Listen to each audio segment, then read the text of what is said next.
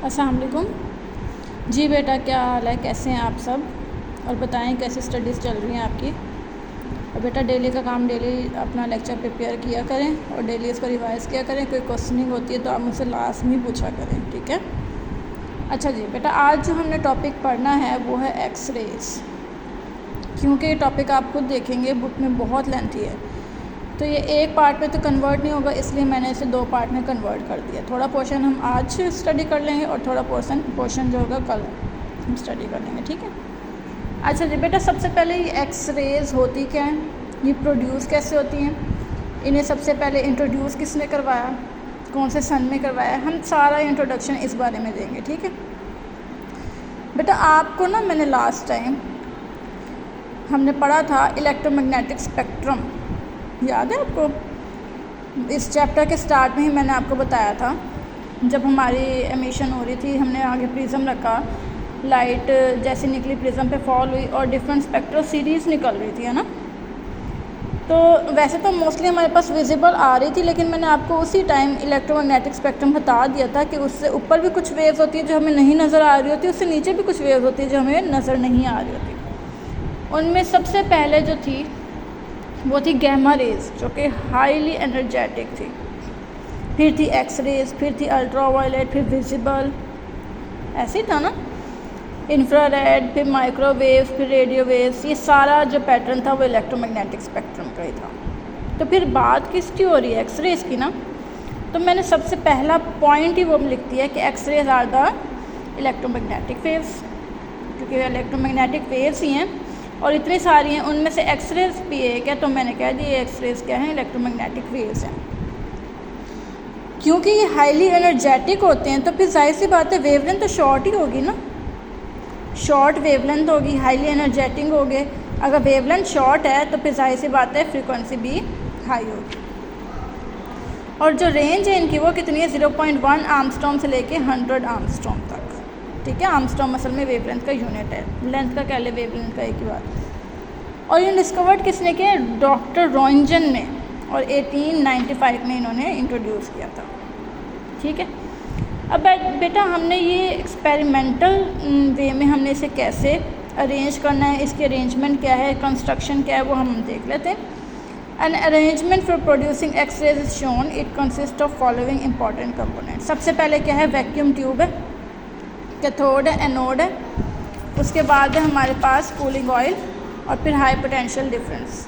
आज हमने यहीं स्टडी की, यहाँ तक स्टडी करना है, ठीक है? अच्छा जी बेटा, सबसे पहले ना एक बहुत बड़ी वैक्यूम ट्यूब है, ठीक है? मैं आपको दिखा देती हूँ, ये देखिए, ये आपको एक वैक्यूम ट्यूब नज़र आ रही होगी, ये वाली जो ट्यूब है ना बेटा, ये वाली ट्यूब, ये वैक्यूम ट्यूब। बेटा इसको वैक्यूम करने का मकसद क्या है? सबसे पहले क्योंकि देखिए अगर एयर होती, एयर के 10 पार्टिकल होते तो आपको पता है उससे बहुत ज़्यादा फ्रिक्शन लॉस होना शुरू हो जाता, क्या पता फिर वो ऑब्टेंड ही ना होता जो हम ऑब्टेंड करना चाह रहे हैं। जैसे कि एक्स रेज हम ऑब्टेंड करना चाह रहे हैं, हमें वो मिलती ना। जब इलेक्ट्रॉन आता रास्ते में, जब उसे फ्रिक्शन होती, 10 पार्टिकल मिलते, क्या पता इलेक्ट्रॉन की एनर्जी आधे पोर्शन में जाके कम पड़ जाती। जब मेटल पे स्ट्राइक करती तो वो इतनी एनर्जेटिक ना होती, एक्सरेज प्रोड्यूस ही ना हो। तो हमने सबसे पहला पॉइंट क्या किया, हमने वैक्यूम में कर दिया। ये जो ट्यूब है हमने ये वैक्यूम ट्यूब ले ली। अब इसमें कोई डस्ट पार्टिकल नहीं होगा, ठीक है ना? इसमें कोई डस्ट पार्टिकल नहीं, सारे डस्ट पार्टिकल रिमूव हो चुके हैं, ठीक हो गया? तो हम इसको पढ़ लेते हैं। A highly vacuum tube cathode called, बेटा कॉल्ड कूलिश ट्यूब, इसे कूलिश ट्यूब भी बोला जाता है, या फिर इवैक्यूएटेड ग्लास ट्यूब भी आप कह सकते हैं। Is use to envelope, envelope का मतलब होता है बेटा उसके अंदर पैक कर देना। उस ट्यूब के अंदर हमने सारे कंपोनेंट पैक कर दिए उसके अंदर, और इसी को हम एक्सरेज ट्यूब भी कह सकते हैं या फिर इवैक्यूएटेड ग्लास ट्यूब भी कह सकते हैं। बेटा वैक्यूम ट्यूब का काम पता चल गया आपको? क्या काम है जी? हमने सारे कंपोनेंट उसके अंदर रखने, और क्यों रखने? ताकि डस्ट पार्टिकल से बचे रहें, ठीक है? डस्ट पार्टिकल्स की वजह से हमारी जो कैलकुलेशन ख़राब होंगी वो ख़राब नहीं होनी चाहिए, इसलिए हमें वैक्यूम ट्यूब इंट्रोड्यूस करवानी पड़ी। आगे देखें, अब हमने लगाया क्या क्या है। तो फिर जाहिर सी बात है सबसे पहले मुझे जो नज़र आ रहा था, मुझे एक तो छोटा सा फिलामेंट नज़र आ रहा है आपको, ये वाला फिलामेंट जो बल्ब में होता है मोस्टली, वो जो येलो वाले बल्ब होते हैं, और आगे है कैथोड। तो फिर बेटा कैथोड का क्या काम है? मुझे जो लगता है ना, कैथोड का काम है इलेक्ट्रॉन्स को एमिट करना। कैथोड इलेक्ट्रॉन्स को एमिट ही कर सकते हैं, इलेक्ट्रॉन निकालेंगे अपनी तरफ से, है ना। लेकिन ये कैथोड ये जो कैथोड है इलेक्ट्रॉन निकालेंगे कैसे, ये सवाल है। बेटा आपको इसी के साथ एक लो वोल्टेज नज़र आ रहा है। लो वोल्टेज का मतलब वोल्टेज देना, चाहे थोड़ा ही दें लेकिन दें, ठीक है ना। मैंने क्या किया, ये वो लो वोल्टेज जो है फिलामेंट के साथ अटैच कर दिया। अब जाहिर सी बात है यहाँ से वोल्टेज होगा, कुछ ना कुछ तो मिलेगा, कुछ ना कुछ मिलेगा, तो फिलामेंट हीट अप हो जाएगा। फिलामेंट हीट अप हो जाएगा तो जाहिर सी बात है ये रेडिएशन एमिट करेगा, इलेक्ट्रॉन एमिट करेगा। आगे कैथोड ही है ना, उसने क्या करना है, इलेक्ट्रॉन को निकालना शुरू कर देना। और अगर ये निकालेगा तो जाहिर सी बात है इलेक्ट्रॉन चलते जाएंगे, चलते जाएंगे तो कहाँ पे जाएंगे, ये जो सरफेस है बेटा ये वाली, इसे बोलते हैं टंगस्टन डिस्क, या फिर आप इसे, ये डिस्क जो है ये असल में मेटल की बनी हुई है, ठीक है। और इसी के बिल्कुल पीछे एक लगा हुआ है एनोड, ये कैथोड है ये वाला, और इसके पीछे लगा हुआ है एनोड, और इसके आगे जो लगी हुई वो है मेटल की प्लेट या मेटल की डिस्क है। हुआ क्या, दोबारा सुनते हैं। हुआ ये, मैंने लो वोल्टेज दिया, लो वोल्टेज से फिलामेंट हीटअप हुआ। उस हीटअप होने की वजह से बेटा, हीटअप के प्रोसेस में कैथोड ने इलेक्ट्रॉन निकाले। बेटा कैथोड ने इलेक्ट्रॉन तब निकाले जब फिलामेंट हीटअप हुआ है ना। तो इस प्रोसेस को जो कहते हैं, इस प्रोसेस का नाम हम रखते हैं थर्मियोनिक एमिशन। तो मैं ऐसे कहूँ, कैथोड ने थर्मियोनिक एमिशन के प्रोसेस में इलेक्ट्रॉन्स इजेक्ट आउट कर दिए, और वही इलेक्ट्रॉन मेटल की सरफेस पे जाके स्ट्राइक हुए हैं, और मेटल की सरफेस पे जब स्ट्राइक हुए होंगे तो मेरे पास एक्स रेज निकलना शुरू हो जाएंगी। इलेक्ट्रॉन आया, मेटल पे हिट किया, हिट करने के बाद आपको पता है एक बॉल जैसे हिट करती है वो वापस रिपेल बैक ही होती है। लेकिन जब रिपेल बैक हुई तो मैंने क्या देखा कि वो तो एक्स रेज बनना शुरू हो गई हैं, ठीक है। तो फिर इसको स्टडी करते हैं हम, कैथोड में हम क्या क्या लिख सकते हैं। The cathode is heated by filament, filament की वजह से हीटअप हुआ, connected to low voltage, low voltage के साथ कनेक्ट था। इट एमिट इलेक्ट्रॉन, इसने इलेक्ट्रॉन निकाले कौन से प्रोसेस में, थर्मियोनिक एमिशन में। Which are absorb toward the anode, जो एनोड के पास जाके एब्जॉर्ब भी हो सकते हैं। बेटा देखें, एब्जॉर्ब का पता है कब हो सकते हैं, अगर ये लो वोल्टेज बहुत थोड़ा है, बहुत थोड़ा होगा ना, इसका मतलब है बहुत थोड़ी सी बस एनर्जी है इनके पास। अगर थोड़ी सी एनर्जी है, क्योंकि ये इलेक्ट्रॉन है और एनोड हालांकि पॉजिटिवली चार्ज होता है, ये आएंगे तो फिर इलेक्ट्रॉन के पास जाके चिपक जाएंगे, एब्जॉर्ब हो जाएंगे, इलेक्ट्रॉन एनोड एब्जॉर्ब कर लेगा इलेक्ट्रॉन्स को, ऐसा हो सकता है। तो फिर मुझे तो एक्सरेज चाहिए, फिर इसका मतलब है निकलेगा क्या, निकलेगा तो फिर कुछ नहीं। तो फिर मुझे क्या करना पड़ेगा, मैं इस लो वोल्टेज को बहुत ज़्यादा हाई करने की कोशिश करूँगी, बढ़ाने की कोशिश करेंगे, इंक्रीज़ करने की कोशिश करेंगे। जैसे ये इंक्रीज़ होगा, इलेक्ट्रॉन ज़्यादा निकलेंगे, ज़्यादा एनर्जेटिक होंगे, वो ज़्यादा एनर्जी के साथ मिलेंगे, और अब एनोड इसको कैप्चर नहीं कर पाएगा, एब्जॉर्ब नहीं कर पाएगा। अब वो बस हिट करेंगे और वापस निकलेंगे, और अब जो निकलेंगे वो एक्सरेज होंगी, ठीक है। पढ़ लेते हैं। If low voltage increase, cathode will emit more electron, cathode पे ज़्यादा इलेक्ट्रॉन निकालेगा, मोर एक्सरेज विल प्रोड्यूस, पे ज़्यादा प्रोड्यूस होंगी एक्सरेज। इसका क्या मतलब है, low voltage control intensity of X rays. ये वेरी इंपॉर्टेंट एमसीक्यूज़ है कि जो लो वोल्टेज है वो क्या करता है, वो इंटेंसिटी कंट्रोल करता है किसकी, एक्सरेज की, ठीक हो गया। आगे देखते हैं फिर एनोड क्या है। बेटा एनोड असल में पॉजिटिवली टारगेट ही है ना, पॉजिटिव। इसने भी हालांकि यही मैं कह सकती हूँ कि यही पार्टिसिपेट करता है एक्सरेज बनाने में।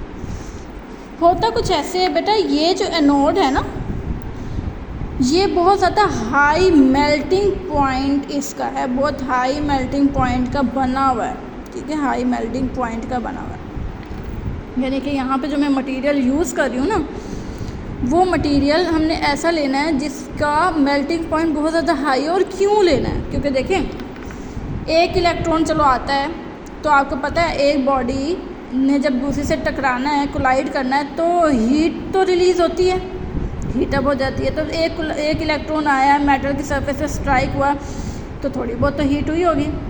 फिर इलेक्ट्रॉन आया, फिर स्ट्राइक हुआ, फिर हीट प्रोड्यूस हुई।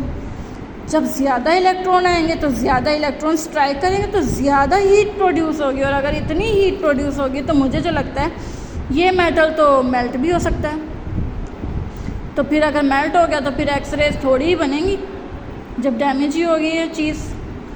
इस प्रोसेस के लिए फिर हमने मेल्टिंग पॉइंट क्या करना है, ऐसा रखना है उस मेटल का कि वो बियर करने वाला हो।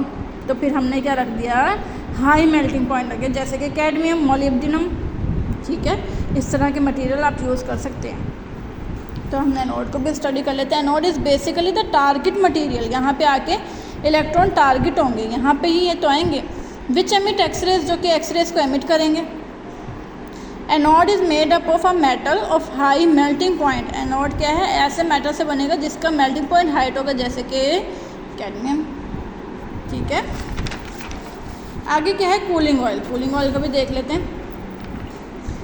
अब बेटा कूलिंग ऑयल देखें, क्योंकि जब इतने इलेक्ट्रॉन आएंगे स्ट्राइक होंगे, तो मुझे लगता है इस पूरे प्रोसेस में जब हीट ज़्यादा हो जाएगी तो हीट ज़्यादा होने की वजह से हमारी चीज़ें डैमेज होना शुरू हो जाती है, बर्न होना शुरू हो सकती हैं।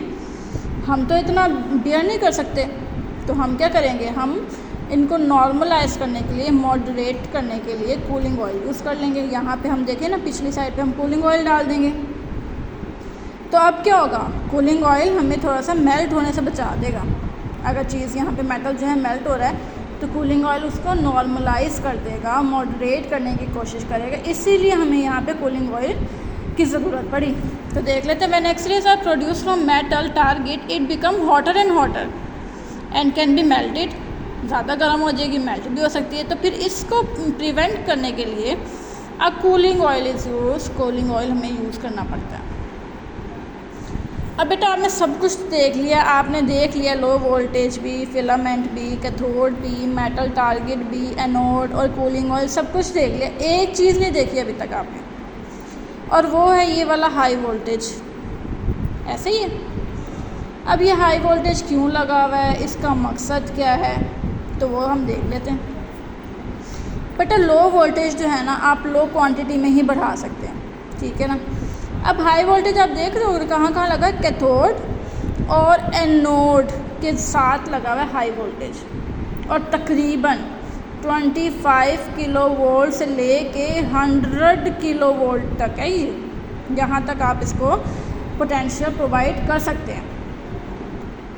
तो अब होगा क्या बेटा, मैंने हाई वोल्टेज दे दिया, हाई वोल्टेज का मतलब फिर हाई एनर्जी, तो हाई एक्सेलरेशन, ठीक है।